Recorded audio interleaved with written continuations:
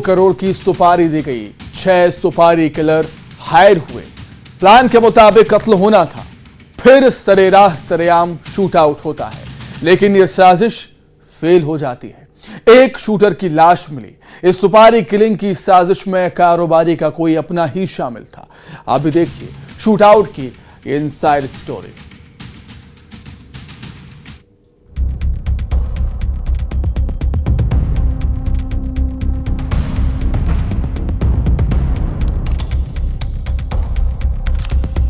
इस घटना को अंजाम देने के लिए जो बाहर से हायर किए गए थे वो 6 लोग, लगभग 2 करोड़ का ये राशि का इन्होंने खुलासा किया है, जिसमें से 5 लाख उन शूटर को दे दिए गए।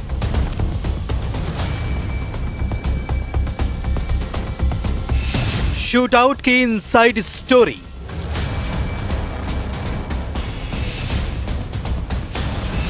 दो करोड़ की सुपारी, 6 सुपारी किलर हायर। फिरौती में 5 लाख एडवांस।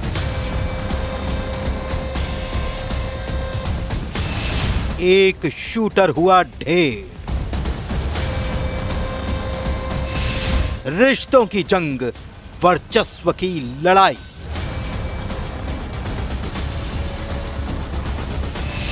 मैं बनूंगा डॉन। शूटआउट के वो 9 दिन और बदमाशों के हलक से राज उगलवाते पुलिस वाले। सुपारी किलिंग की वो साजिश जिसमें कत्ल का प्लान बना। सरेराह शूट आउट और सुपारी किलिंग की साजिश की ये वो तस्वीर थी जिसने नीमच पुलिस के होश फाख्ता कर दिए थे। 2 करोड़ की सुपारी दी गई। मौत की डील में 5 लाख रुपए एडवांस भी दिए गए। 6 शूटर हायर किए गए थे। आखिर किसके कत्ल की सुपारी दी गई थी? कैसे हत्या की यह साजिश रची गई? तो सिलसिलेवार तरीके से इस साजिश की कहानी सुनाते हैं। ये तारीख थी 4 फरवरी, यानी करीब 9 दिन पहले। शाम करीब 4:30 बजे लायंस पार्क चौराहे के पास शराब कारोबारी अशोक अरोरा पर जानलेवा हमला हुआ।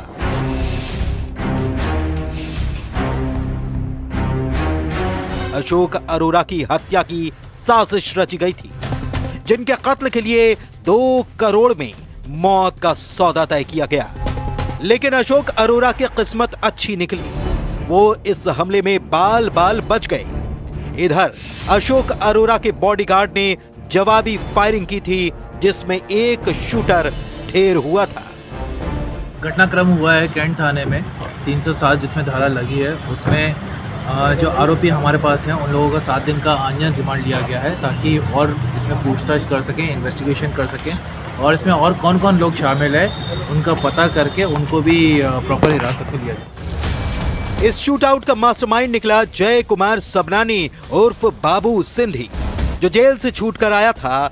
लेकिन इस साजिश में एक और नाम आया जिसका खुलासा हैरान करने वाला है।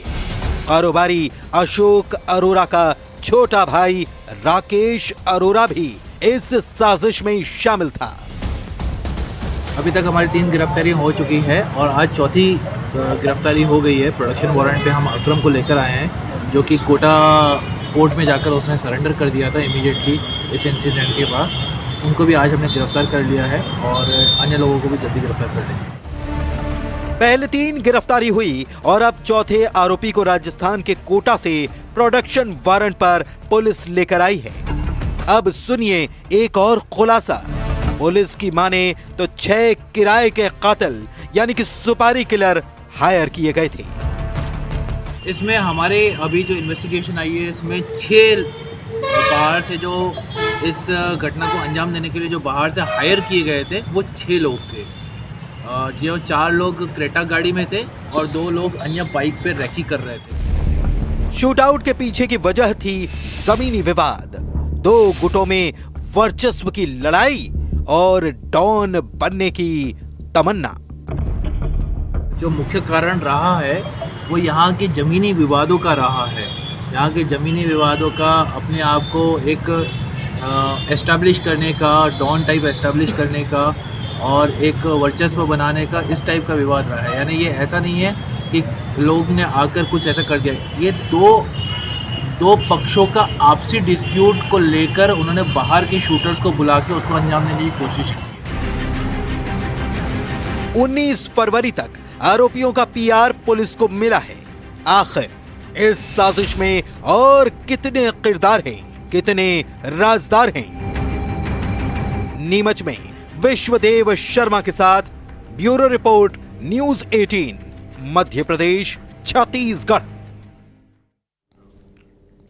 सुनो, कातिल भागने वाले हैं। कुछ ऐसी ही खबर पुलिस वालों को लगी। घेराबंदी कर उन आरोपियों को पकड़ा गया। फिर उनके हलक से पुलिस ने सच उगलवाया। आरोपियों ने हत्या करके लाश को गाड़ दिया था। कत्ल की मास्टरमाइंड एक महिला है।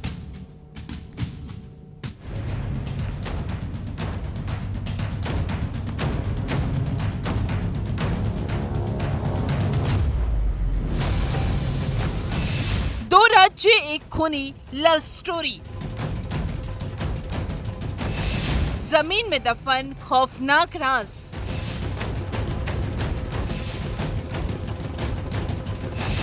होशियार कातिल भागने वाले हैं।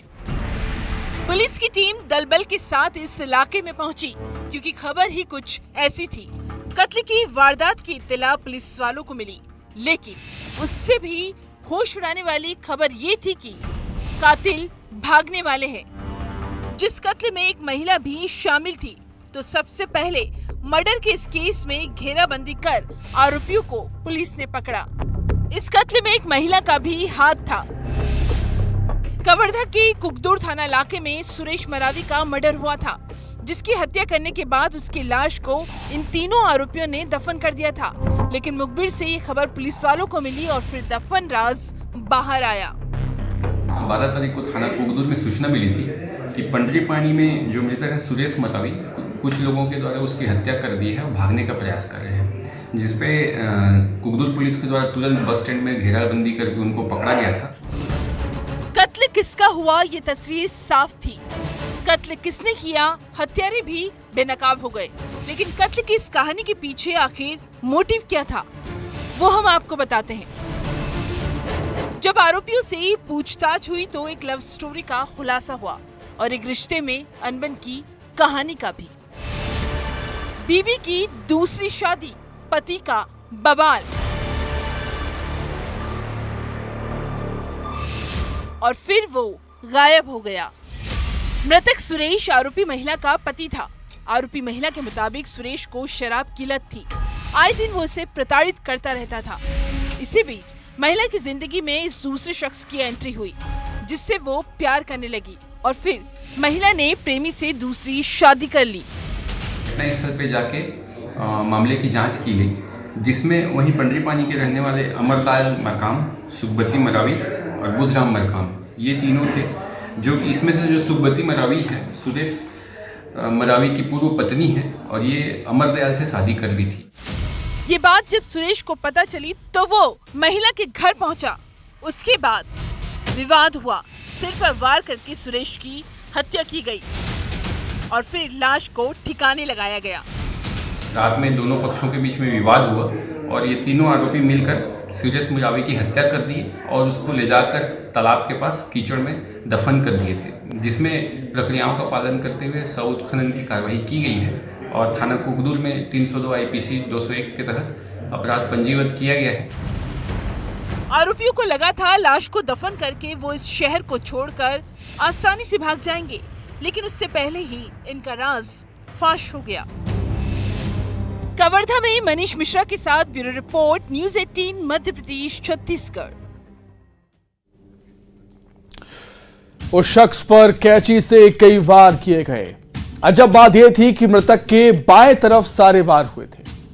कातिल ने कत्ल किया और उसके बाद गुनाह छुपाने के लिए एक अटपटी सी कहानी करी। वो कहानी थी कि उसका शरीर ऑटोमेटिक फट रहा है। कत्ल के बाद कैंची भी छुपा दी गई थी।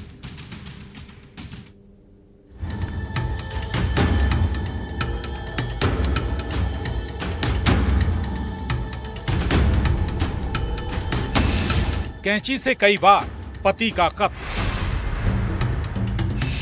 1.5 महीने तक उसने छुपाया राज।